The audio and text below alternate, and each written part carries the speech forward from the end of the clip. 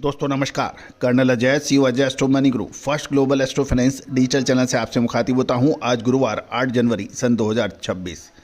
दोस्तों आज के एपिसोड में हम चर्चा करेंगे विशेष जानकारियां चीन, इंडोनेशिया और ब्राज़ील कैसे भारतीय कपास उद्योग को प्रभावित कर रही है। किसान, टेक्सटाइल मिल्स, स्पिनिंग मिल्स को कैसे क्या प्रभावित हो रहा है, पूरी जानकारी आप तक प्रस्तुत करेंगे। जानिए रिपोर्ट विस्तार से।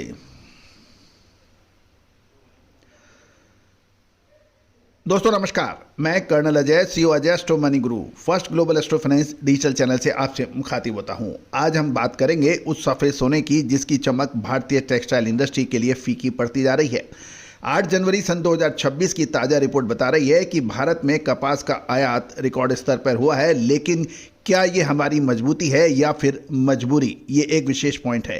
चीन और इंडोनेशिया जैसे कॉम्पिटिटिव देशों ने भारत के सामने टैरिफ वार छेड़ दी है और ब्राज़ील कैसे दुनिया का नया कॉटन किंग बनकर उभर रहा है, आज इस विशेष शो में हम चर्चा करेंगे पूरी डिटेल जानकारी के लिए। दोस्तों सबसे पहले तो हम नज़र डालते हैं भारत की मौजूदा स्थिति पर। दिसंबर 2025 की तिमाही यानी 3 महीने में भारत ने लगभग 30 लाख कॉटन बेल्स का रिकॉर्ड आयात किया है।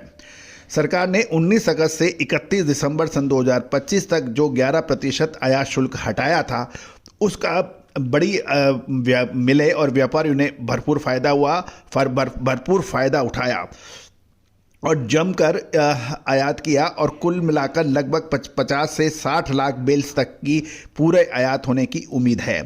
साथ साथ ये आयात शौक नहीं मजबूरी था। खरीफ 2025 में कपास का रकबा 3.5% से कम रहा और बेमौसम बारिश ने फसल की क्वालिटी खराब कर दी और पिछले 5 सालों में आयात का जो ग्राफ है वो 11 लाख से जम कर 50 से 60 लाख बेल्स पहुंचने का अनुमान लगाया गया है। दोस्तों अब हम बात करते हैं उन खतरे की जो सरहद के पार से आ रहा है। भारत जहां 11% ड्यूटी वापस लगा चुका है, वहीं हमारे प्रतिद्वंदी कुछ और ही कर रहे हैं। चाइना की बात करें तो चाइना ने एक स्पेशल मूव किया है। चीन ने अपनी मिलों के लिए आयात शुल्क को 6% से घटाकर 1% कर दिया है और नतीजा यह है कि चीन का धागा यानी कॉटन यार्न दुनिया में अब सबसे सस्ता हो गया है। दूसरी ओर इंडोनेशिया ने भी एक स्ट्रेटेजी बनाई है। इंडोनेशिया ने कच्चे माल पर ड्यूटी खत्म कर दी है और तैयार कपड़ों पर पहरा बिठा दिया है। इसका इम्पैक्ट ये हुआ कि भारतीय स्पिनिंग मिल्स अब दोहरे दबाव में हैं। कच्चा माल महंगा और तैयार माल यार्न के लिए कोई खरीदार नहीं, क्योंकि चीन और इंडोनेशिया के कम दाम बाजारों को लूट मचा रहे हैं। दोस्तों इसके साथ साथ यदि हम देखें कि न्यू ग्लोबल पावर हाउस कौन बन रहा है, इस पूरी कहानी का सबसे बड़ा खिलाड़ी है ब्राज़ील। ब्राज़ील ने इस साल 28.35 लाख टन का रिकॉर्ड तोड़ कॉटन का निर्यात किया है। ये भी ध्यान देने वाली बात यह है कि ब्राज़ील का कपास न केवल सस्ता है अपितु 100% मैकेनाइज्ड और मिलावट मुक्त है। भारतीय मिलें अब अमेरिका के बजाय ब्राज़ील की तरफ देख रही हैं, लेकिन क्या 11% की ड्यूटी के साथ ब्राज़ील की कपास भी भारतीय मिलों को बचा पाएगी, ये एक बड़ा सवाल है। अब घरेलू मोर्चे की बात करें कि फार्मर वर्सेस इंडस्ट्री यानी किसान वर्सेस इंडस्ट्री, किसानों को उनकी उपज का सही दाम और अच्छा दाम मिलना चाहिए, ये सरकार ने सुनिश्चित कर रही है और यही वजह है कि कॉटन कॉरपोरेशन ऑफ इंडिया लगातार माल खरीद रही है। गौरतलब है कि सरकार ने किसानों को सुरक्षा देने के लिए एमएसपी यानी न्यूनतम समर्थन मूल्य के बढ़ाकर 8,110 रुपये लॉन्ग स्टेपल का किया हुआ है। कॉटन कॉरपोरेशन ऑफ इंडिया की जो रिकॉर्ड खरीदी हो रही है और अब तक 67 लाख बेल्स यानी 67 लाख बेल्स की खरीदारी हो चुकी है। अब डिलेमा क्या है, यानी उलझन क्या है?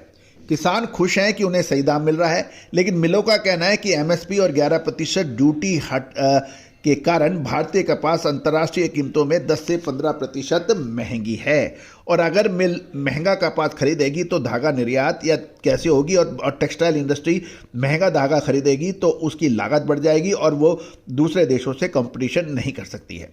अब महत्वपूर्ण यह है कि अब किया क्या जाए, लेकिन उससे पहले हम ये समझ लेते हैं कि ब्राज़ील क्या आड़े आ रहा है। भारत की शंकर 6 किस्म की जो कॉटन है उसका अनुमानित दाम जनवरी के अंदर 54,500 से 55,000 प्रति कैंडी है। शुल्क वापसी के बाद कीमतें बढ़ी हैं। और ब्राज़ील की जो इंपोर्टेड यानी आयातित कपास के दाम लैंडिंग कॉस्ट पोर्ट डिलीवरी 51,500 रुपये पड़ रही है। तो आप समझ सकते हैं कि लगभग 8 से 10% ब्राज़ील की कपास सस्ती है। जहां मिले आयात शुल्क से परेशान है, वहीं सरकार किसानों को सुरक्षा देने के लिए भारी रिकॉर्ड तोड़ बाइंग कर रही है। ब्राज़ील में 2026 का जो कॉटन का उत्पादन है वो लगभग 10% बढ़ने की उम्मीद है और ये लगभग 41 लाख टन हो सकता है। और वहाँ की कम उत्पादन लागत, बेहतर क्वालिटी के कारण चीन और भारत की मिले अमेरिकी कपास के बजाय ब्राज़ील कपास को प्राथमिकता दे रही हैं। अब महत्वपूर्ण ये रहेगा कि सदी सरकार अमेरिका और यूरोपियन संघ और यूके यानी यूनाइटेड किंगडम के साथ नए व्यापार समझौता पर बातचीत करती है तो आयात की स्थिति और बदल सकती है। फिलहाल भारतीय कपास निगम किसानों को सहारा देने के लिए न्यूनतम समर्थन मूल्य पर भारी खरीदारी कर रही है। ये भी ध्यान देने वाली बात यह है कि साल 2025-26 का कैरी फॉरवर्ड स्टॉक पिछले 5 वर्षों के उच्चतम स्तर यानी 60 लाख से अधिक बेल्स पहुंचने की उम्मीद है, जिसके मुख्य कारण हाल में हुआ भारी आयात है। तो दोस्तों, महत्वपूर्ण यह है कि उच्चतम कैरी फॉरवर्ड स्टॉक, भारत की कपास अंतर्राष्ट्रीय बाजारों में लगभग 10% महंगी, ब्राज़ील की अच्छी क्वालिटी की कपास 8 से 10% सस्ती, और आने वाले 1 से 1.5 महीना ये निर्णायक होगा। आपको याद होगा लगभग 1 से 1.5 महीने पहले हमने कहा था कि दिसंबर और जनवरी निर्णायक होगा और नतीजा आपके सामने है।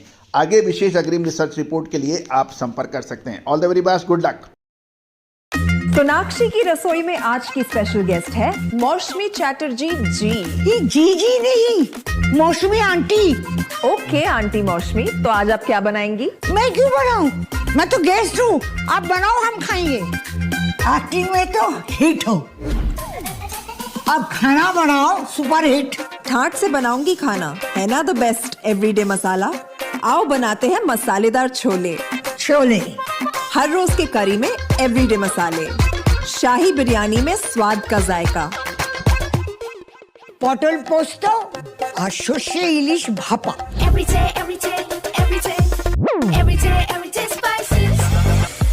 साफ मसाले, खुशबू और प्योर झाग, टेस्ट से भर दे हर जुबान पे स्वाद। एवरीडे मसाले, देश का स्वाद।